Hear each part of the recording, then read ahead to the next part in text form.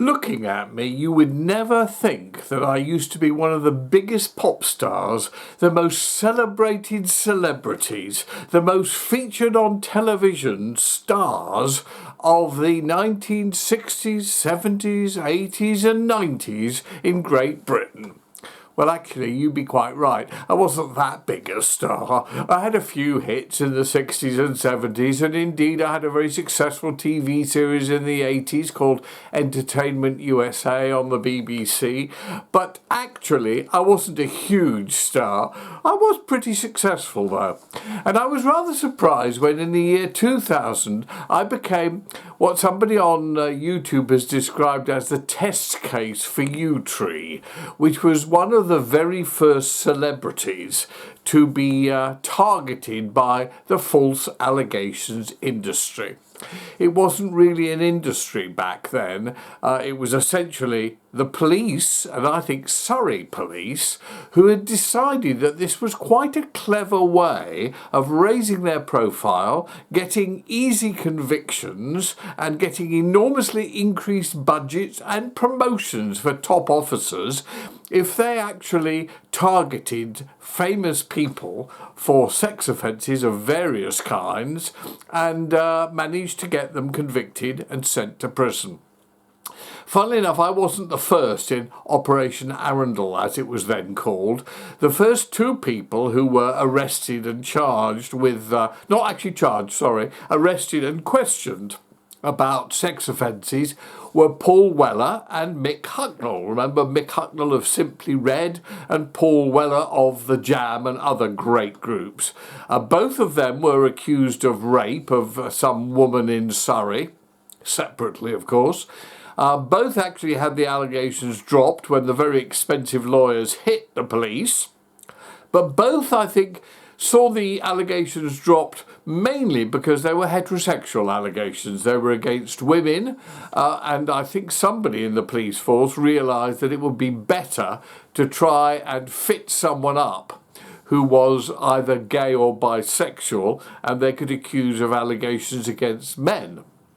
As a result, I was arrested in November 2000, and there was a huge amount of publicity, which is exactly what the police wanted. And as a result, loads of other people came out of the woodwork, and I was rearrested again and charged eventually with various assorted counts of abuse going back years and years, nothing more recent than the late 80s, and most of them in the 60s and 70s. All of these were false allegations, by the way, but they made very good copy. The media adored the story. It was the front pages everywhere, about as much publicity as Jimmy Savile got years later when somebody accused him after his death. And indeed, the net result was I got sent to prison. Wrongly, I had not committed the crimes that I was convicted of, as has been clearly written about in hastily grabbed a book, the brilliant Nicholas Cases by Bob Woffenden, which actually covers the 10 worst miscarriages of justice, in his opinion, in the United Kingdom over the last 30 years. I was rather flattered to be included, and I have to say slightly surprised, because I've got to tell you, my rather trivial case of having had rather superficial relationships sexually with young men years earlier does not compare with the other 9 cases in the book, which are mainly murder and people who are still in prison to this day for crimes that they, in Bob Woffenden's opinion, did not commit. Anyway, that was the beginning of it all, back in 2000. It wasn't really the beginning. The sort of thing had been going on for years, but this was a good chance to start it all. By coincidence, or was it coincidence, 2 days after my arrest, the government was forced in Great Britain to equalise the ages of consent at 16. I've always been bisexual. I knew I was from an early age. In those days, being homosexual was completely illegal. If you had sex with another person of the same gender, you were committing a crime and you usually ended up in prison. So it was pretty serious stuff. But actually, the world and society was much more lenient because the majority of people realised or thought this was ludicrous, and that, by the way, includes the media, and as a result, just ignored it. So there were very few big stories in the tabloids or in the newspapers or even cases in court of homosexual offences. There were still quite a lot, but far fewer than you would imagine. The law was then changed and it was made legal to have sex with somebody of the same gender if you were both over 21. And I was only just over 21 at the time. And I felt that was absurd too, because a lot of my friends at that time were under 21. And the law was eventually changed in the 90s, believe it or not, to be legal if you had sex with somebody over 18. But even so, I thought that was mad. But by that point, I'd just about retired from the sexual arena, being far too old, as you can see. Eventually, 2 days after my arrest, coincidence, the law was equalised and made 16 for both genders. I'd always thought it was absurd that you could fall in love and they could fall in love with you with a girl of 16 and it was perfectly legal for decades. But if you happened to be the same gender as the other person, it was completely illegal until the year 2000. Anyway, I basically broke the law as it was then. I later discovered that actually, if you hadn't made a complaint within 12 months of that time, it was no longer considered a crime and it was wiped off the possibility of any kind of prosecution.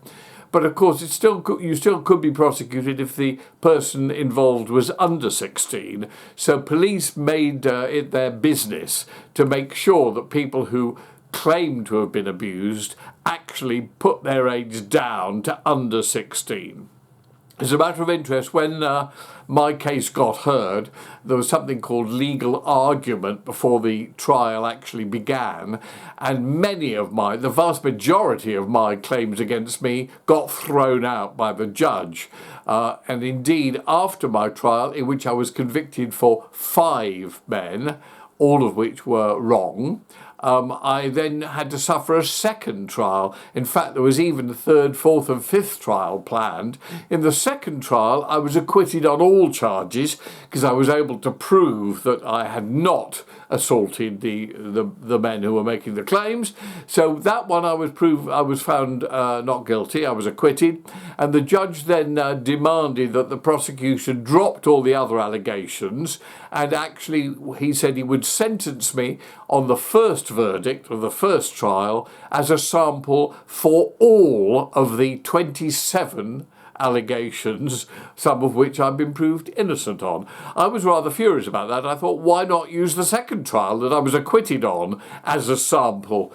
But that was the way the judge went, and as a result he gave me a very long sentence, much longer than the guidelines, which, believe it or not, at the time was 2 years maximum, and I was given 7 years, and I ended up in prison serving 3.5 years.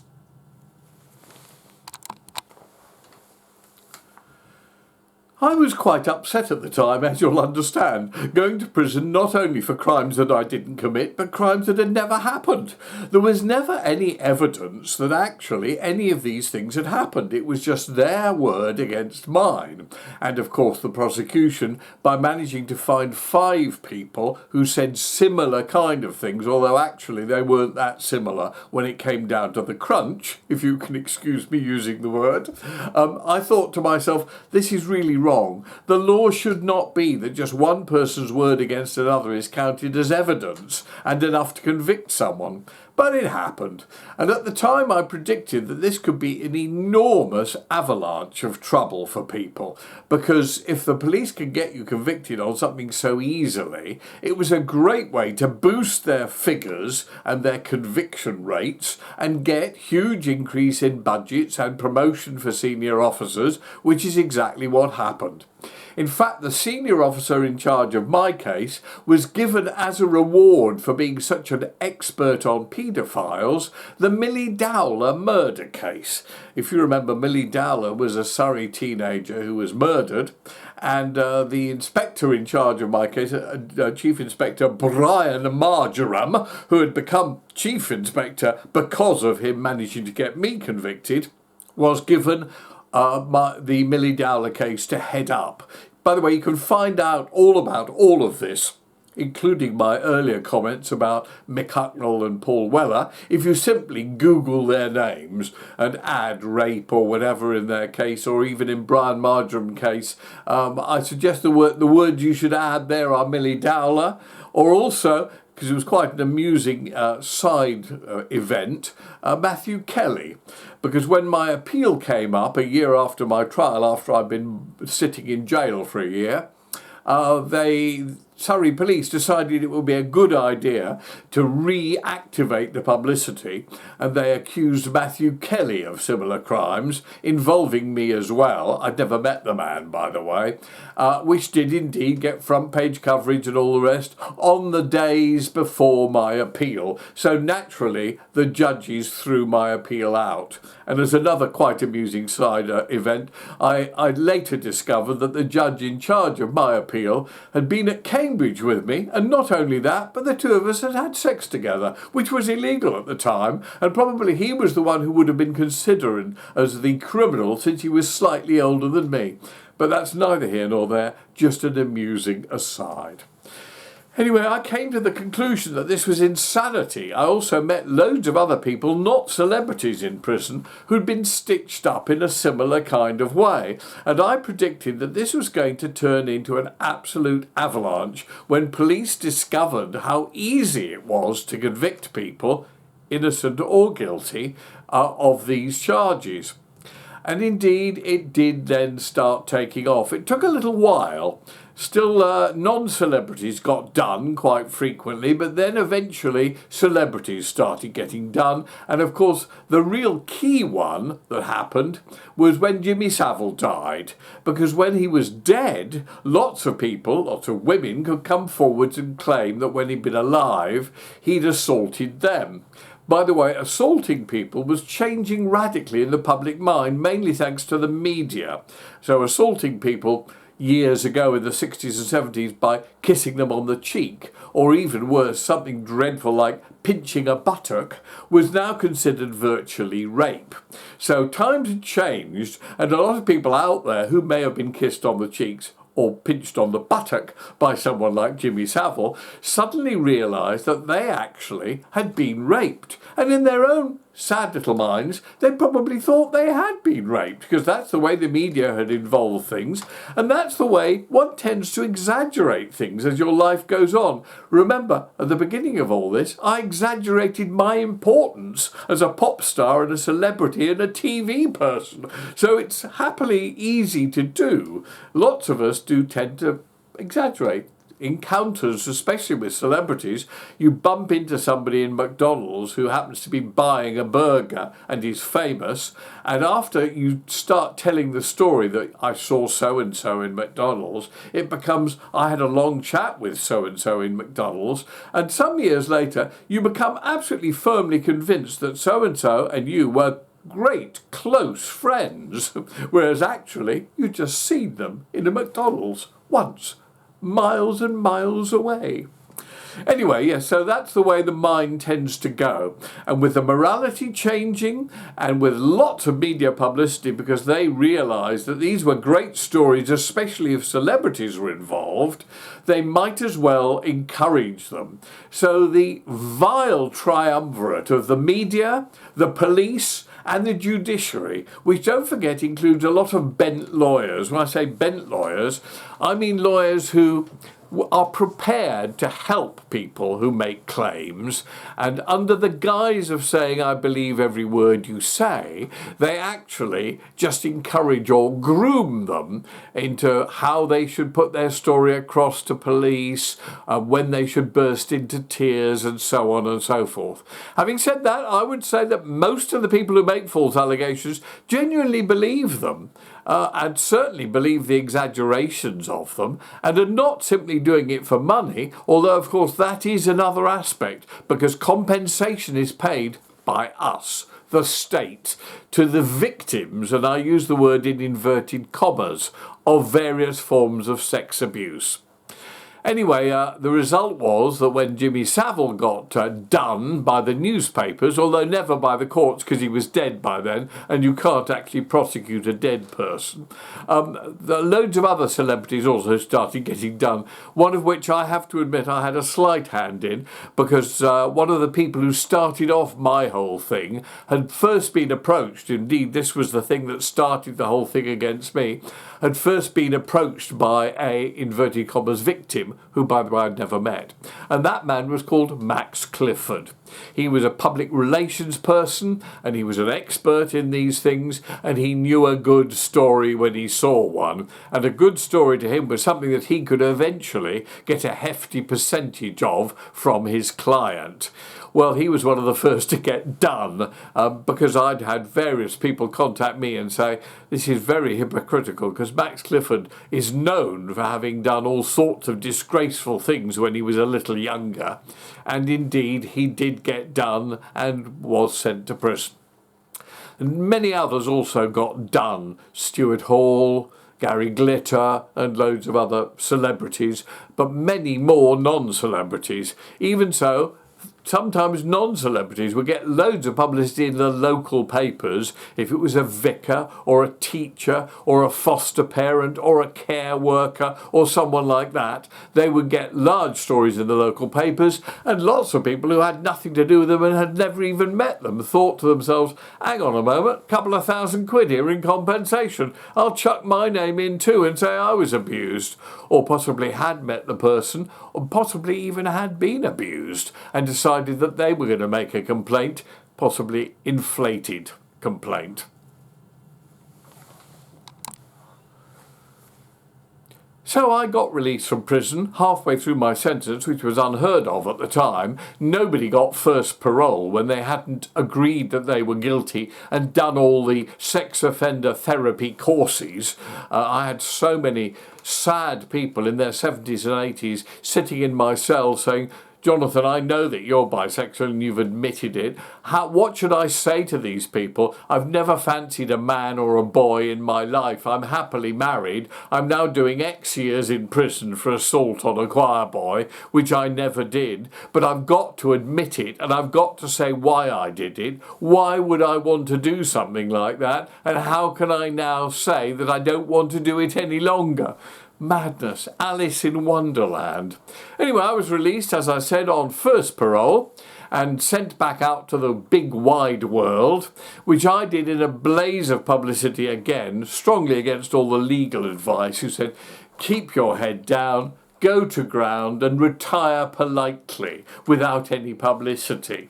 And I said, well, I've got to tell you, after my release, there ain't going to be any publicity. There'll be a lot when I'm released, and I want to encourage that as much as possible, because after that, the newspapers, the radio, and the TV aren't going to touch me because I'm technically a vile pervert. I've been convicted unless and until I can get my appeal heard, and as a result, nobody will carry anything about me.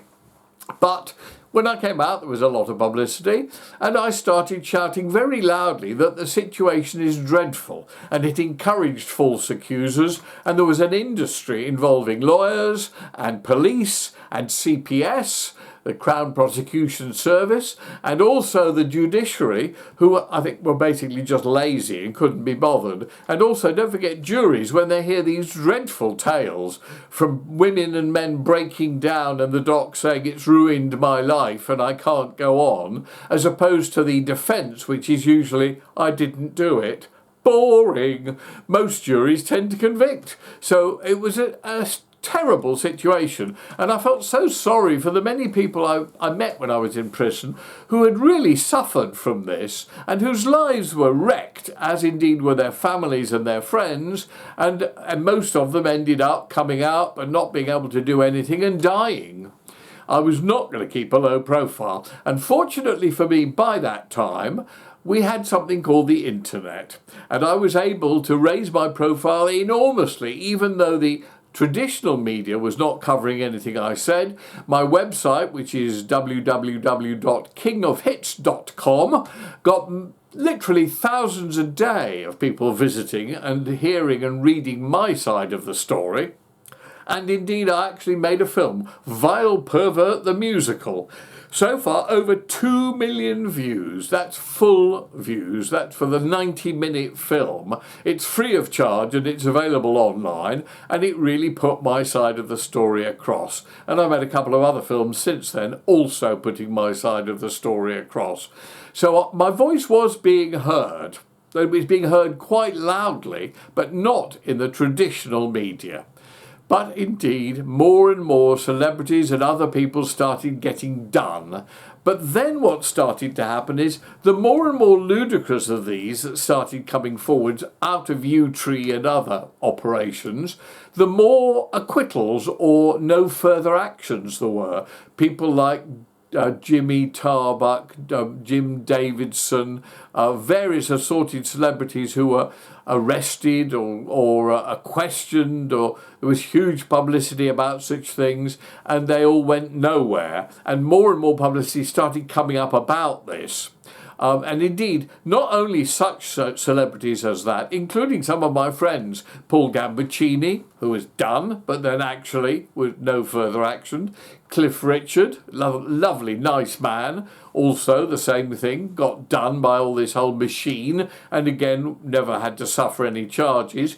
And this went on, and it was becoming ludicrous. And the main kick-in was when somebody called Nick, who is always called Nick in inverted commas, nobody knows why. I'll tell you why. Because people who make these false allegations have a right to anonymity until death. So they get given silly names like Nick in inverted commas. And he made such absurd allegations against loads of people, including former Prime Minister Sir Edward Heath, that were provably lunatic, including murdering small boys. And when no bodies were found, and certain decent media outlets like Panorama investigated and found not only were there no bodies found, but there were no reports at the time in the local newspapers, no complaints to police, no investigations about these murders and so on, the whole case started falling apart. And a couple of the people who've been either arrested or questioned on these things at the same time, such as Harvey Proctor and Lord Bramall, our former defence chief, and loads of others like that, really made a fuss about this and said, this is awful, it's ruining our lives for no reason. The stupid inspector in charge of the whole inquiry stood on the steps of Ted Heath's house and described Nick's allegations as credible and true before investigation. Well, fair enough, credible if he believed them, but true before investigation? Insanity! And in fact, so crazy were these allegations and so easily and quickly proven false that the head of the Met Police, Sir Bernard Hogan Howe, commissioned a top retired judge, Sir Richard Henriquez, to look into the police behaviour into sex abuse claims, especially the ones in Operation Midland and another Operation Vincenti, which involved Leon Britton, a former minister, who actually died before he could be told that there was no truth in the claims against him either. And Sir Richard Henriquez produced a report, which I have to say is unbelievable. Let me please show it to you. Can you see that there? That is Sir Richard Henriquez's report, which was delivered to the Met Police in November 2016. I have to say it's stunning because it includes 43 recommendations of how police should change their behaviour, many of which I've been moaning on and on about for now 17 years, since the year 2000, when I was wrongly arrested, wrongly convicted and spent time in prison. Stupid things like calling the claimants of these things victims when they weren't victims at all. They were just making the allegations. Some may have been true, some may have been false, but until you investigate, indeed, until you actually take somebody to court and prove it, they are not victims, they're complainants. And other things like the you will be believed philosophy that the police were pushing like mad, encouraging false accusers to come forth in their millions. All of those sort of things were criticised by Judge Sir Richard Henriquez, who's a very, very prominent and I have to say very intelligent and good judge. His report is absolutely scathing about the way police have been behaving in these sex abuse allegations and cases. And is well worth reading, by the way. You must get hold of a copy and read every single word of it, because it does go into great detail and it is shocking. Now, my hope is that that will change the way things are, and that therefore fewer people will be prosecuted for events that never happened. Having said that, that's my hope. I've been hoping it and shouting about it for 17 years. Whether or not my hope will be justified, we will have to wait and see. But in the meantime, whilst it's still going on, people are still trying to find ways for innocent people to escape the horrible aspect of convictions and long prison sentences for crimes that not only did they never commit, but that never took place.